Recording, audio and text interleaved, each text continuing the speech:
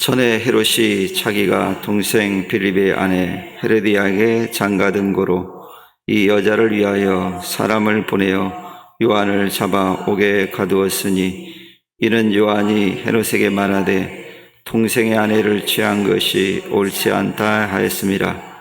헤로디아가 요한을 원수로 여겨 죽이고자 하였으되 하지 못한 것은 헤롯이 요한을 의롭고 거룩한 사람으로 알고 두려워하여 보호하며 또 그의 말을 들을 때 크게 번민을 하면서도 달갑게 들으미르라.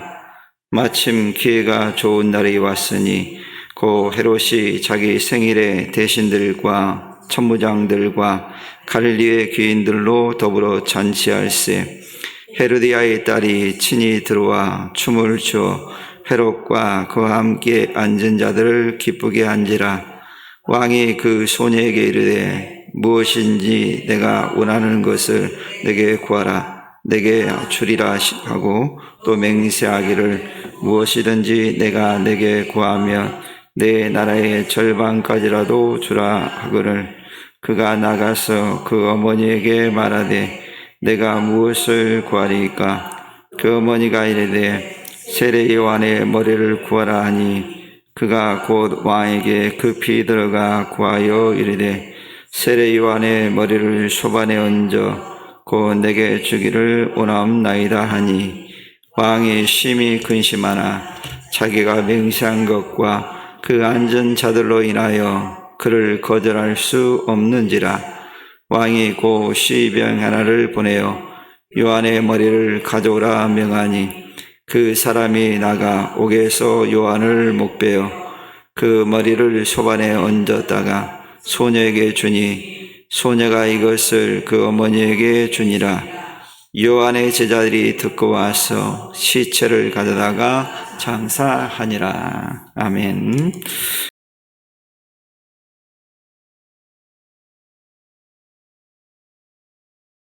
오늘 이 말씀을 가지고 정의를 세워라 라고 하는 말씀을 가지고 말씀을 함께 나누려고 합니다.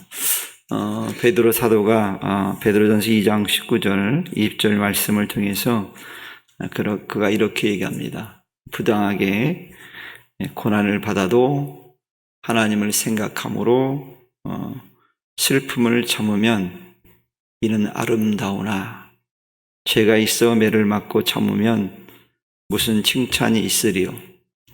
그러나 선을 행함으로 고난을 받고 참으면 이는 하나님 앞에 아름다우니라 라고 베드로 사도가 오늘 성도들을 향해서 이렇게 말씀을 하고 있습니다. 그래서 부당하게 고난을 받아도 하나님을 생각함으로 참으면 아름답다라고 얘기합니다. 자기 죄가 있어서 매를 맞으면 당연하지만 부당함에도 불구하고 그것을 하나님을 생각함으로 참게 되어진다면, 즉 주님 때문에 당하는 고난이라고 한다면 그것은 하나님 앞에 아름답다라고 이제 말씀을 하고 있습니다. 왜냐하면 당시에 베드로 사도가 활동할 때 많은 성도들이 이런 부당한 대우를 많이 받았거든요. 그 이유는 너무 단순합니다. 예수님을 믿는다는 하나 이유로 부당한 대우를 많이 받았습니다. 그렇기 때문에 그 부당한 대우를 받아도 참는다면 그것은 하나님 앞에 아름다운 일이다 라고 베드로 사도가 이제 말씀해 주고 있습니다.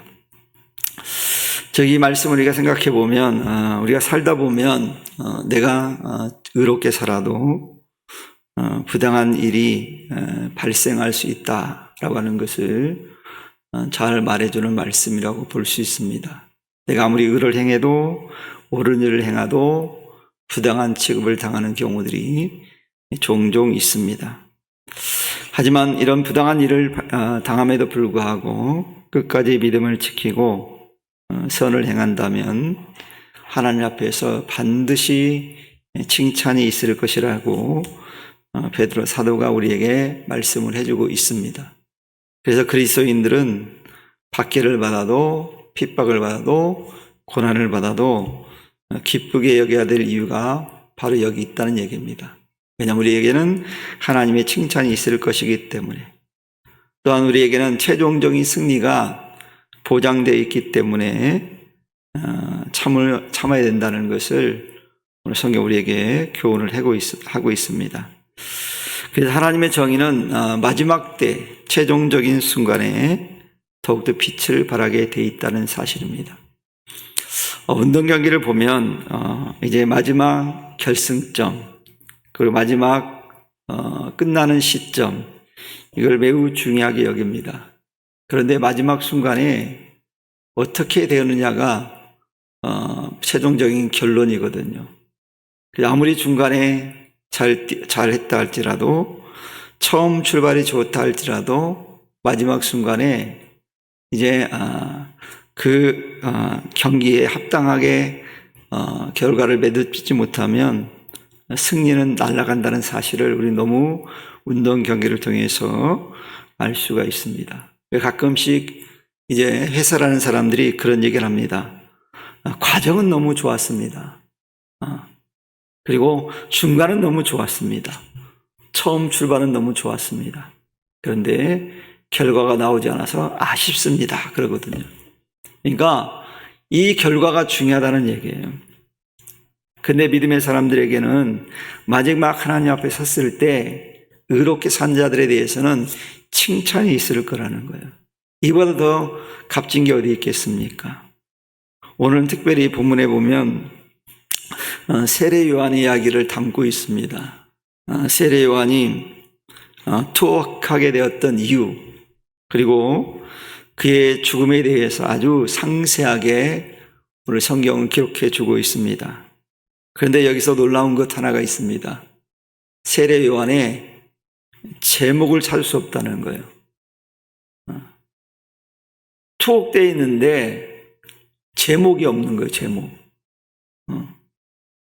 아무 죄를 짓지 않았는데 세례 요한은 투옥되어 있었다는 게 놀라운 일입니다. 오늘날에도 우리가 가끔씩 뉴스 보도를 통해서 그런 거 우리가 접하잖아요. 그 사람 무죄한데, 죄가 없는데 오랫동안 옥살이를 했다. 그래서 그 사람들이 다 그걸 치르고 난 다음에, 옥살이를 치르고 난 다음에 국가를 상대로 제소를 합니다. 고발을 하죠, 쉽게 말하면. 그래서 국가에서 배상을 해야 된다, 이 판결을 받는 경우들이 종종 있습니다. 왜 그렇죠? 죄가 없는 사람인데 죄를 찾을 수 없는데 뒤집어 씌워서 그를 투옥시킨 거거든요. 그러니 국가가 그걸 책임을 져야 되는 거예요. 국가의 실수였으니까, 잘못이었으니까. 이처럼 세례 요한도 제목을 찾을 수가 없어요. 다만 발견할 수 있는 게 뭡니까? 그는 의를 행하다가, 즉 정의를 외치다가 그가 투옥됐다라는 거예요. 그가 또 죽음에 이른 것도 정의를 말하다가 죽음에 이르렀거든요. 이 당시의 유대의 왕은 헤롯입니다. 근데 이 헤롯이 자신의 동생의 아내를 자신의 아내로 삼는 일이 발생했어요. 정말 있어서는 안 될 일이죠. 이걸 우리가 사자성어로 천인공로라고 그러죠. 천인공로할 일이다, 그렇게 얘기하잖아요. 정말 있어서는 안 될 죄를 헤롯이 범했어요. 사실 그러니까 투옥되어야 될 사람은 헤롯이거든요.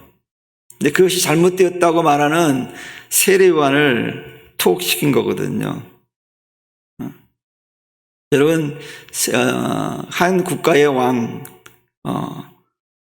예전에는 한 국가의 왕이다 그러면, 지금은 별로 이제 왕이 있는 나라들도 왕에게는 힘이 없지만, 그 당시에만 해도 왕은 대단한 권력과 힘을 가지고 있습니다.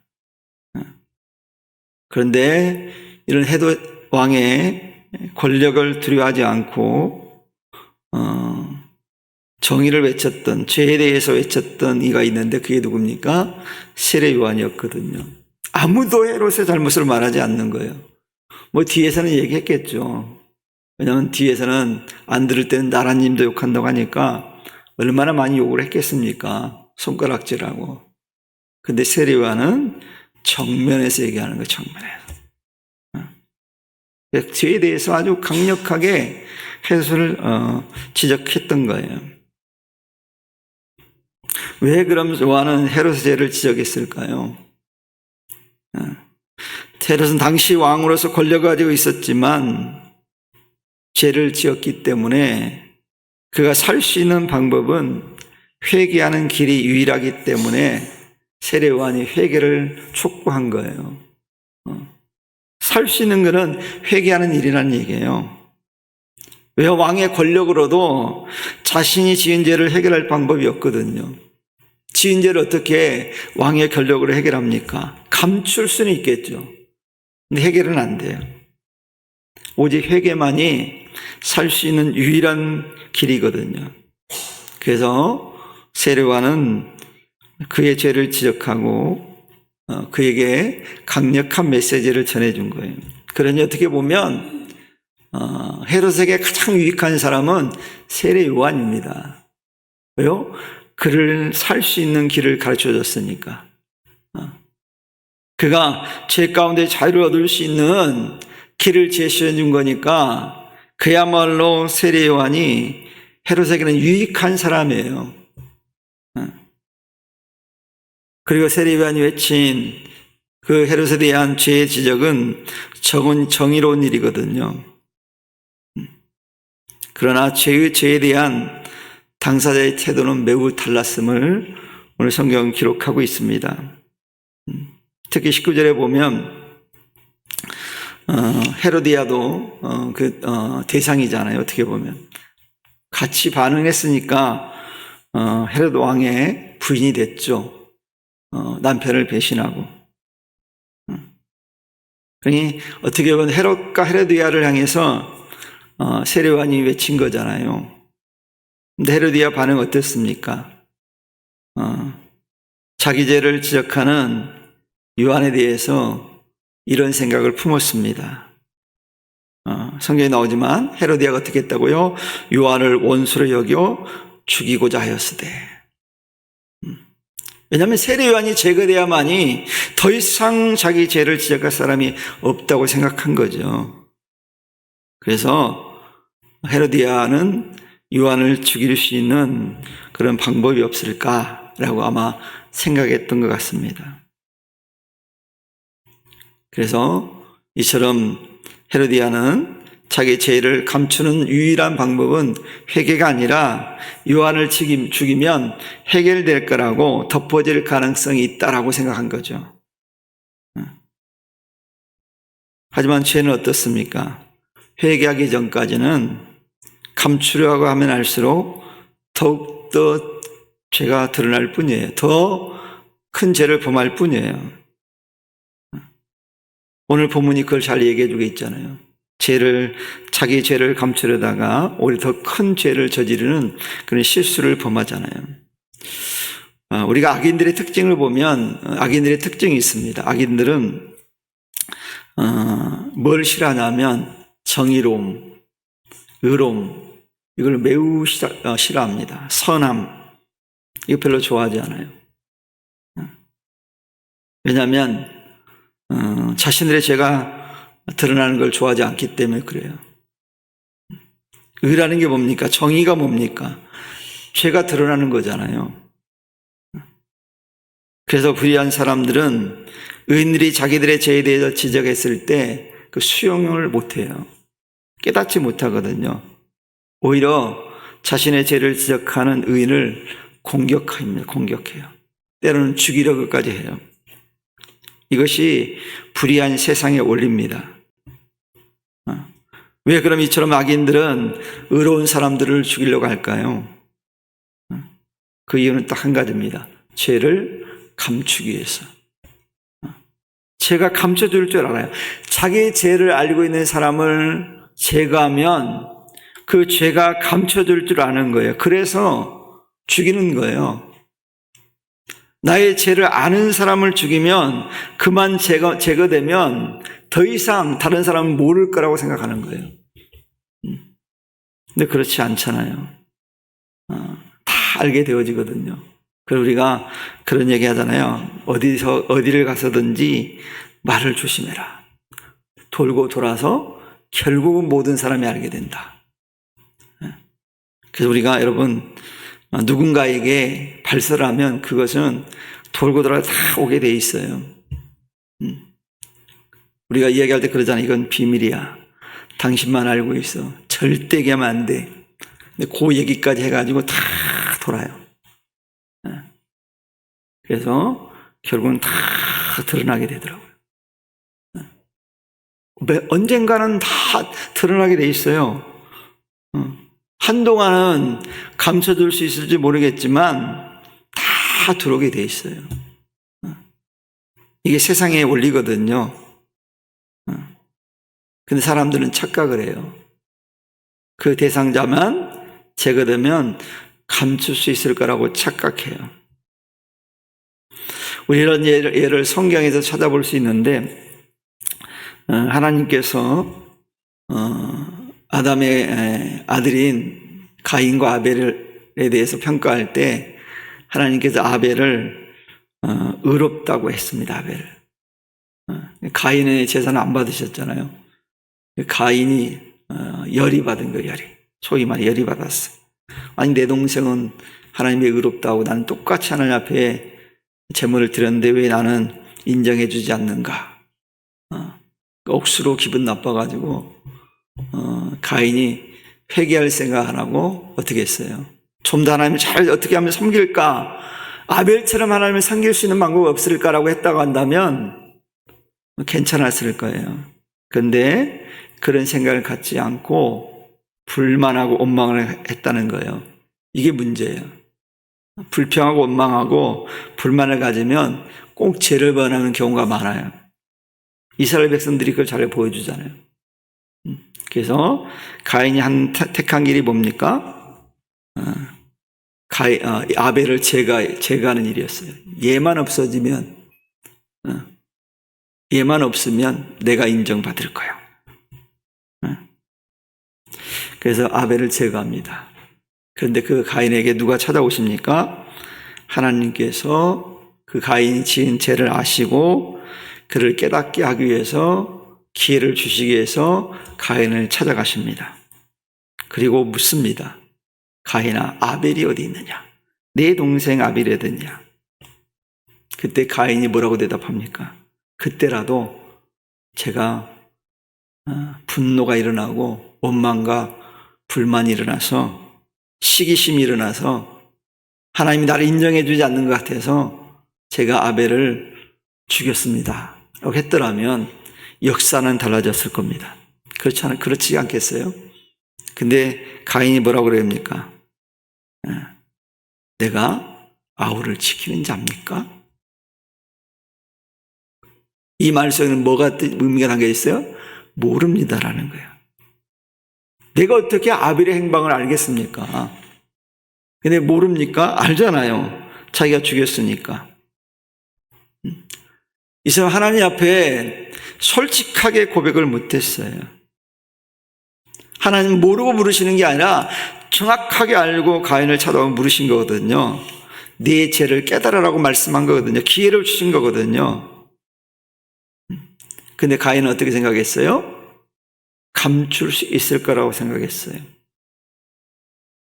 여러분, 우리가 착각하는 게 있습니다. 우리가 하나님을 속일 수 있다고 생각할 때가 있어요. 정말 어리석은 생각이에요. 가인도 그랬던 것 같아요. 정말 어리석은 생각이 어떻게 하나님을 우리가 속일 수 있습니까? 내 머리털 하나까지 세신바 되시는 하나님인데, 우리 앉고 서고 일어섬도 아시는 하나님인데 우리 어떻게 하나님을 속입니까? 우리는 툭하면 깜빡깜빡 잊어버리는데 하나님 다 기억하신대요. 우리의 모든 것들을. 때로는 우리는 내 자신의 행동도 잊어버리는데 하나님은 그것까지 기억하시는 분인데 어떻게 하나님을 속일 수 있겠어요? 가인이 그걸 몰랐던 거죠. 그럼 여러분이 가인의 모습을 보면서 우리는 기억해야 됩니다. 하나님 앞에서는 죄가 드러날 수밖에 없다는 사실을 우리는 기억해야 돼요. 그래서 히브리서 기자가 중요한 얘기를 합니다. 히브리서 4장 13절에 보면 이런 말씀이 있어요. 지으신 것이 하나도 그의 앞에서 나타나지 않음이 없고, 하나님 앞에서 지으신 것이 하나도 나타나지 않음이 없다라는 거예요. 다 드러난다라는 거예요. 그리고 이에 결산을 받으시리에 눈앞에 만물이 벌거벗은 것 같이 드러나느니라 그랬어요. 다 드러난대요. 벌거벗은 것처럼 완벽하게 드러난다는 거예요. 근데 가인은 이 사실을 몰랐기 때문에 하나님 물으실 때 회개하지 않은 거예요. 여러분, 혹시 하나님께서 여러분에게 찾아와 물으실 때 속일 생각을 아예 하지 말아야 됩니다. 누군가가 또 여러분에게 똑같이 물은다면 그 사람이 알고 와서 묻는 거니까 그때라도 솔직하게 얘기해 주는 게 좋아요. 그래야지 문제가 안 생겨요. 근데 거짓말하게 되어지면 그때부터 문제가 더 많이 생기게 되는 거예요. 그 문제는 문제를 낳고 다 그 문제가 발생한다는 걸 알아야 됩니다. 그래서 내 눈앞에 있는 요것을 잠깐의 그 모면하게 거짓을 고하면 더 큰 문제가 일어난다는 것을 알 수 있어요. 그리고 사람과의 관계에서 신뢰도 깨집니다. 거짓말하면 안 돼. 그래서 하나님은 거짓말을 싫어하신다고 그래서 거짓말하면 안 되는 거예요. 왜요? 거짓말은 신뢰를 깨는 거예요. 그리고 또 성경에 보면 이스라엘 가장 위대한 왕 그러면 대부분의 사람들이 다윗 이렇게 얘기합니다. 근데 다윗도 실수를 범하잖아요. 우리가 너무 잘 아는 얘기지만 그의 충신이었던 우리아의 아내를 그가 범하잖아요. 그러고 난 다음에 자신의 죄를 감추기 위해서 어떻게 합니까? 우리아를 전쟁터 가운데 다시 보내서 최선봉에 내세워요.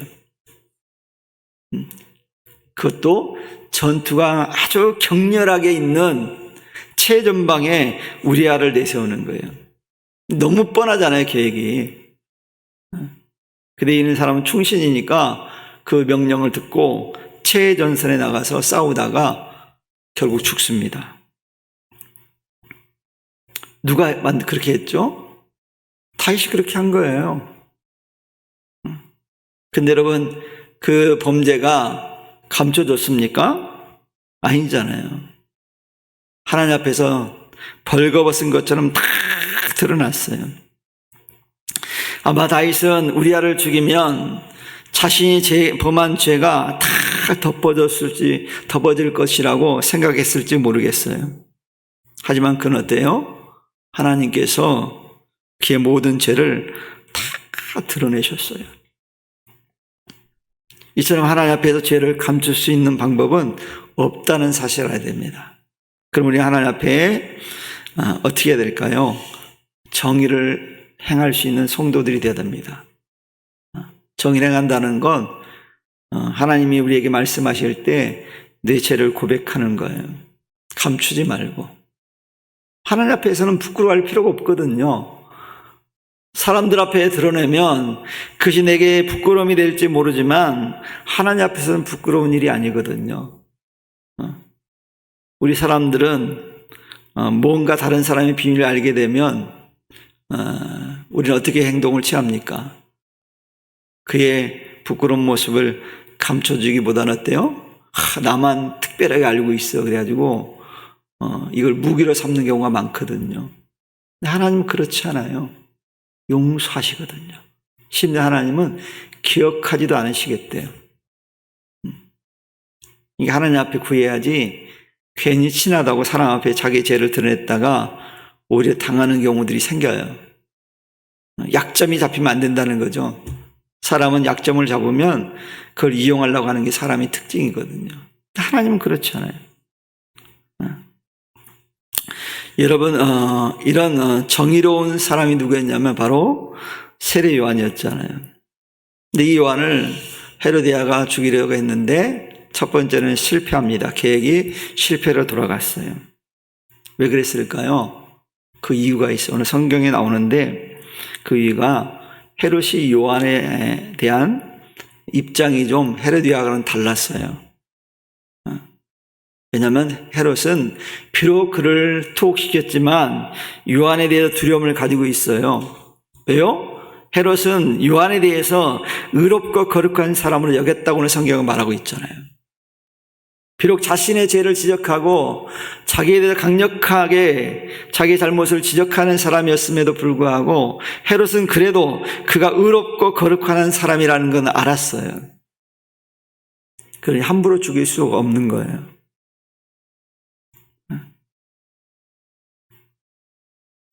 더군다나 당시 헤로디아는 백성들에게 존경을 받는 인물이었잖아요. 근데 그를 죽였다? 어떻게 될까요? 백성들의 비난이 만만치 않을 거라는 걸 헤롯은 알고 있어요. 그래서 헤롯은 자기 정권을 유지하기 위해서 요한을 교묘하게 이용하는 거예요. 그런 측면에서 헤롯이 요한을 보호하고 있었어요. 그럼 헤롯은 요한의 책망에 대해서 한편으로 번민하면서 다른 한편으로는 어떻게 보면 달게 들었다고 볼 수 있죠. 듣긴 들었다는 얘기예요. 회개를 안 했을 뿐이지. 그래서 헤롯은 내면적으로 스스로는 요한을 어떻게 했으면 좋겠는데 표면적으로는 그렇게 못한 거예요. 왜? 의로운 사람이니까 두려워서. 백성들이 또한 두려워서.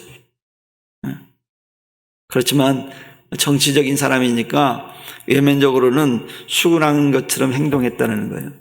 이 정치적인 사람들은요, 속과 겉이 완전히 다릅니다. 그래야지 정치를 잘하거든요. 헤롯이 그랬던 것 같아요.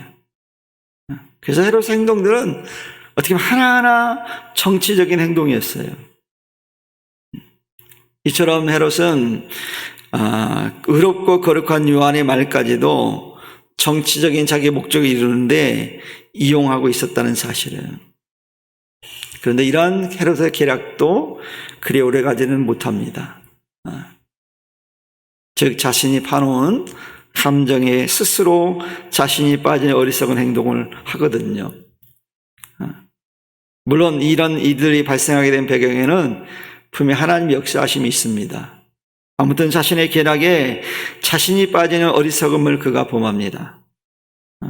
그래서 헤롯은 정치적으로 요한을 이용하고 있었는데 또 헤로디아가 이 정치적인 헤롯을 잘 이용해서 요한을 죽이려고 합니다.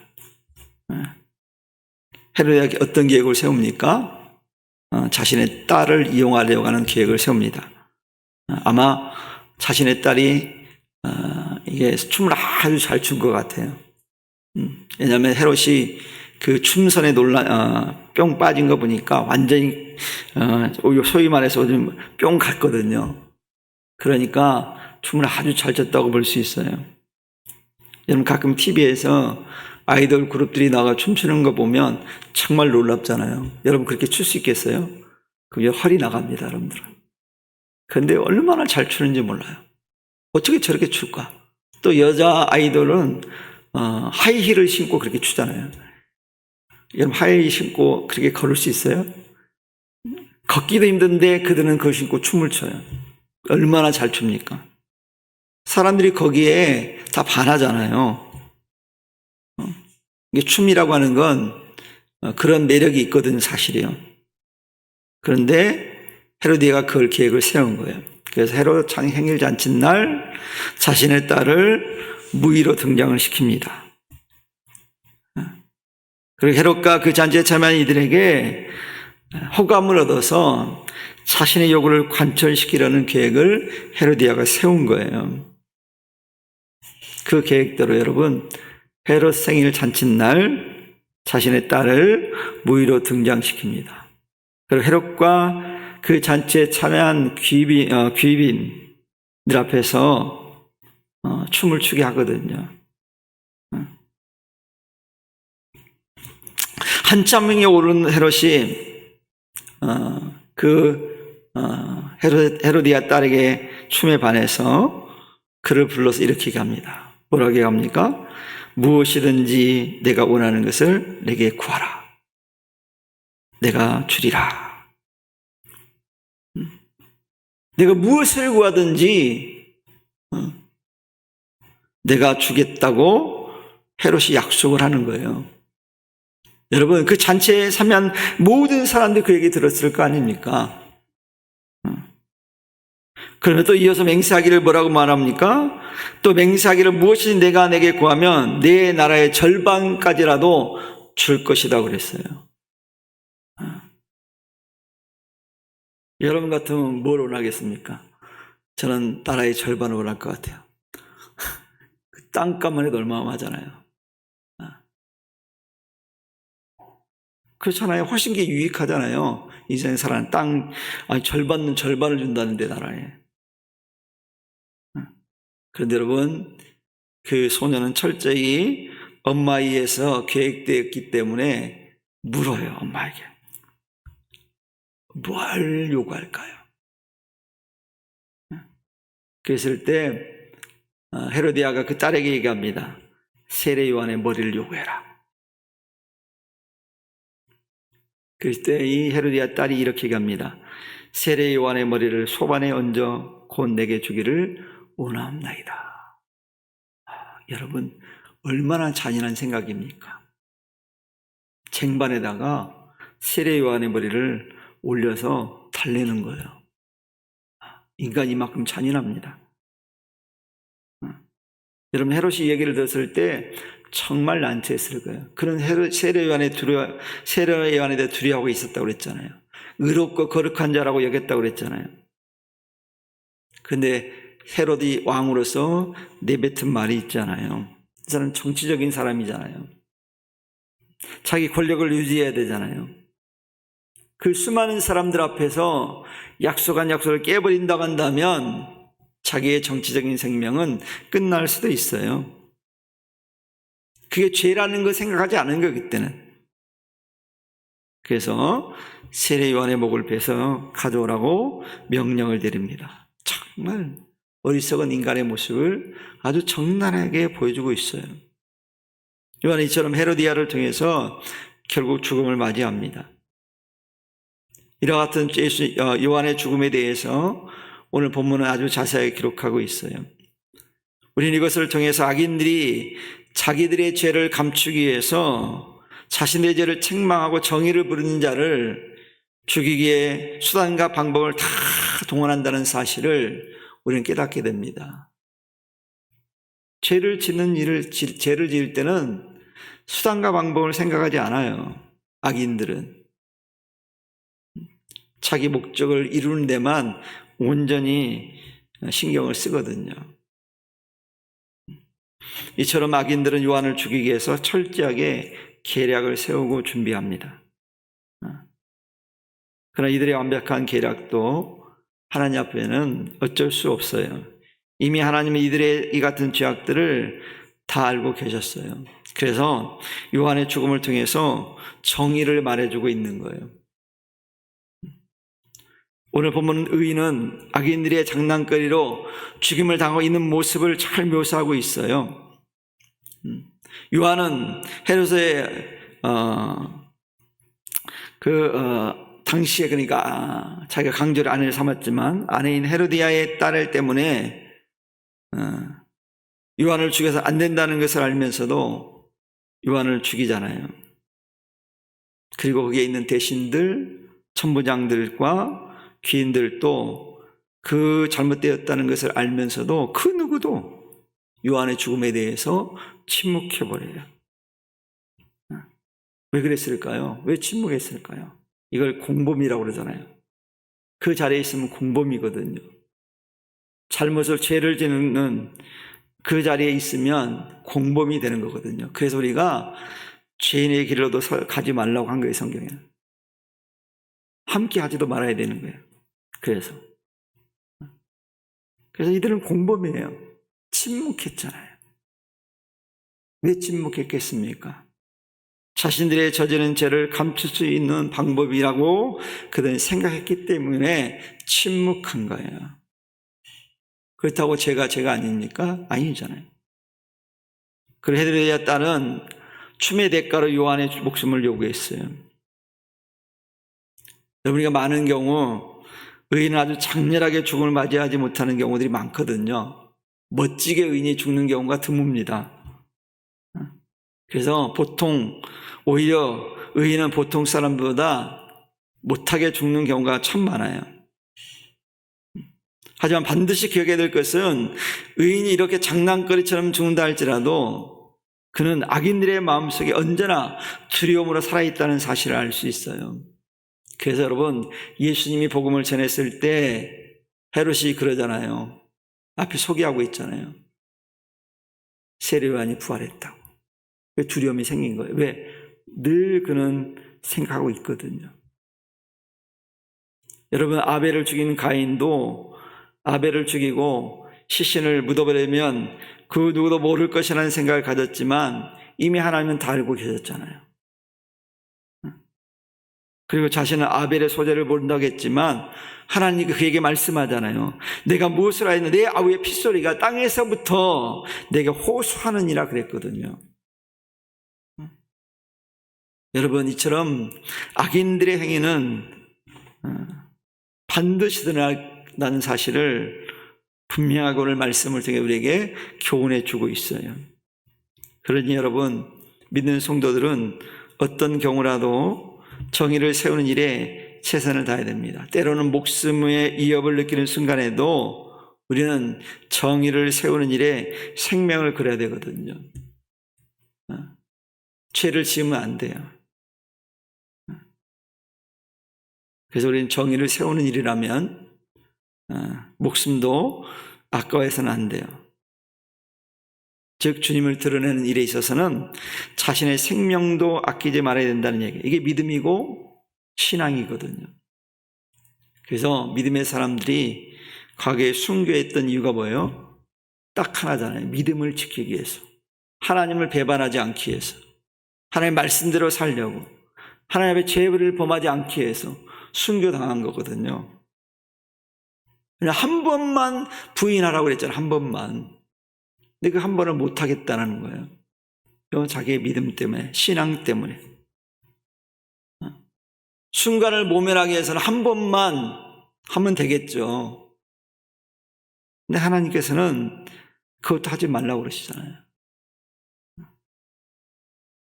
그래서 사도 바울이 그가 말년에 이런 고백을 하잖아요. 내가 달려갈 길과 주 예수께 받은 사명, 곧 하나님의 은혜의 복음을 증언한 일을 마치려면은 나의 생명조차 조금도 귀한 것으로 여기지 아니하노라 그랬어요.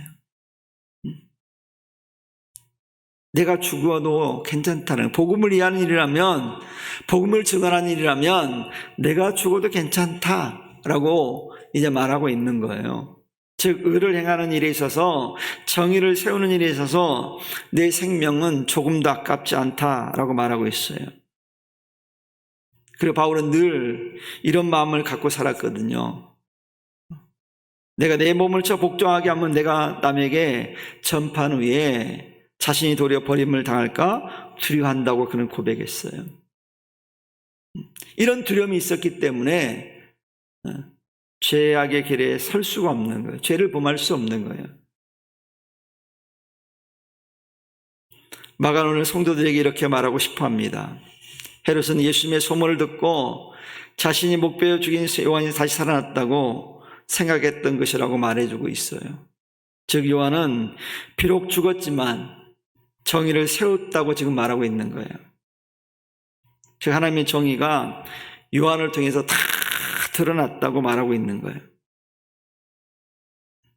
반면에 헤롯과 헤로디아는 어떤 생각을 가졌을까요?